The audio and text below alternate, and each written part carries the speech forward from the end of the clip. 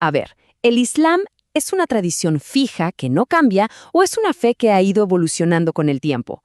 Esta es la pregunta del millón y es el centro de todo el debate sobre la reforma del pensamiento islámico. Hoy vamos a explorar esta historia a través de la mirada crítica del académico Nasser Abu Shai. Bueno, empecemos por el principio, porque es clave. Muchas veces se habla del Islam como si fuera una sola cosa, ¿no? Algo único, que no ha cambiado. Pero justo el análisis que vamos a ver hoy empieza por romper esa idea. Nos obliga a preguntarnos, ¿de qué hablamos? ¿De una fe? ¿De una civilización entera? ¿De un texto sagrado? ¿O de cómo miles de personas lo han interpretado a lo largo de la historia? Y aquí está el meollo del asunto. Por un lado, tenemos esta visión popular, la del Islam como un bloque de granito, que ha sido igual por 1400 años. Y por otro, la visión histórica que nos presenta Said, una tradición intelectual viva, súper diversa, que siempre se ha estado adaptando a nuevos contextos. Es justo en esa tensión entre estas dos ideas donde está todo el debate. Bien, este va a ser nuestro recorrido. Primero, vamos a desmontar ese mito del Islam único para ver sus caras históricas. Después, nos meteremos de lleno en cómo el choque con la modernidad en el siglo XIX lo cambió todo, y cómo eso llevó a los caminos tan distintos del siglo XX. Y al final, vamos a explorar una idea bastante radical, la necesidad de repensar el texto sagrado. Ok, para contrarrestar esa idea del bloque de granito, empecemos por explorar la visión histórica. Vamos a ver cómo era de verdad el mundo musulmán antes del gran encontronazo con la modernidad europea. Entonces, el punto clave aquí es este. En la era precolonial, la Sharia no era un libro de reglas estático caído del cielo. Según el análisis de Said, era más bien un proceso, un esfuerzo humano, una conversación constante para interpretar las fuentes sagradas.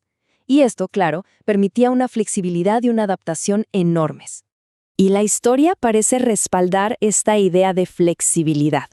Fíjense, el Islam no llegó a borrar las culturas locales, al contrario, se adaptó.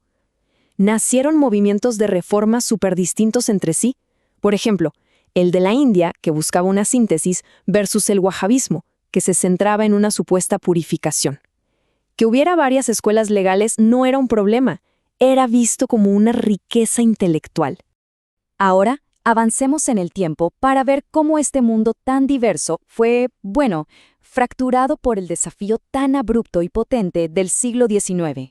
El siglo XIX no fue una transición tranquila, fue una colisión, un choque frontal. La expansión colonial europea no fue solo militar, también fue ideológica. Obligó a los pensadores musulmanes a enfrentarse a ideas nuevas sobre el poder, la ciencia, la razón, y hacerse la gran pregunta: ¿por qué nuestras sociedades se quedaron atrás? Y este era el desafío intelectual que venía de Europa. La acusación era clarísima. El problema no son los musulmanes, el problema es el Islam. Renan básicamente dijo que la religión era la causa del atraso de estas sociedades. Una idea que, como se imaginarán, provocó una reacción defensiva inmediata. Aquí es donde el análisis se pone más filoso. A figuras como Jamal al-Din al-Afghani se les suele ver como los grandes pioneros de la reforma. Pero Said nos invita a ser un poco más críticos. Él sostiene que la respuesta de al-Afghani, aunque fue muy influyente, en el fondo fue defensiva. O sea, en lugar de repensar la tradición, se enfocó en decir que el verdadero Islam ya era moderno y que la culpa era de los musulmanes por no entenderlo bien. Pero esta crisis también generó un cambio interno súper importante. Los reformadores empezaron a cuestionar el consenso de los sabios, que había sido un pilar por siglos. Al reabrir la puerta al ijtihad, o sea, al razonamiento individual, se abrió un espacio nuevo para interpretar. Y esto permitió que una nueva clase de intelectuales, ya educados en sistemas modernos, empezaran a desafiar el monopolio de la autoridad religiosa tradicional, la de los ulemas. La crisis intelectual del siglo XIX no tuvo una única solución. Para nada. De hecho, nos llevó a dos resultados muy diferentes en el siglo XX. Uno de los desarrollos más importantes, y que vaya que define la geopolítica actual, fue el surgimiento del Islam político. Ojo, esto no era solo un llamado a la fe personal. Era un proyecto para crear un Estado basado en una lectura muy específica y moderna de los textos religiosos. Básicamente, transformar la fe en una ideología política.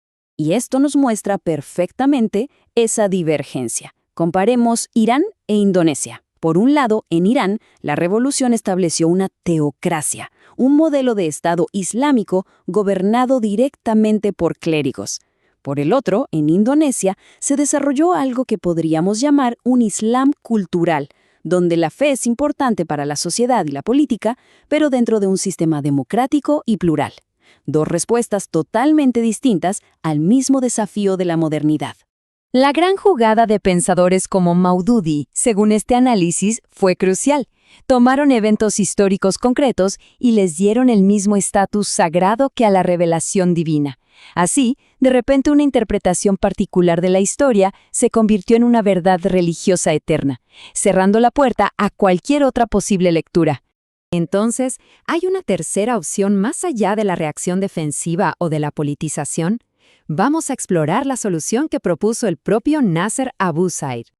Para Zaid, el problema central no está en el Corán, sino en la hermenéutica, es decir, en el método que se usa para interpretarlo. Él dice que lo que domina ahora es una hermenéutica del miedo, el miedo a que la modernidad destruya la identidad, una identidad que, para muchos, se ha reducido solo a la religión. Su propuesta, en esencia, es un nuevo método. Primero, tratar al Corán como lo que es, un texto con un lenguaje y un contexto histórico específico. Segundo, saber diferenciar entre el significado que estaba atado a ese contexto del siglo VII y el mensaje universal, el mensaje ético. Y tercero, y esto es lo más importante, tomar esos valores universales y aplicarlos a nuestro mundo de hoy. Y esto nos deja con la pregunta clave, la que el trabajo de Zaid plantea para el futuro y que sigue en el corazón de los debates intelectuales y geopolíticos actuales. La cosa no es elegir entre tradición y modernidad, sino encontrar cómo reconciliarlas. Y la respuesta, según este enfoque, no se va a encontrar en la política, sino en algo mucho más de fondo, en volver a aprender a leer los textos sagrados, pero con otros ojos,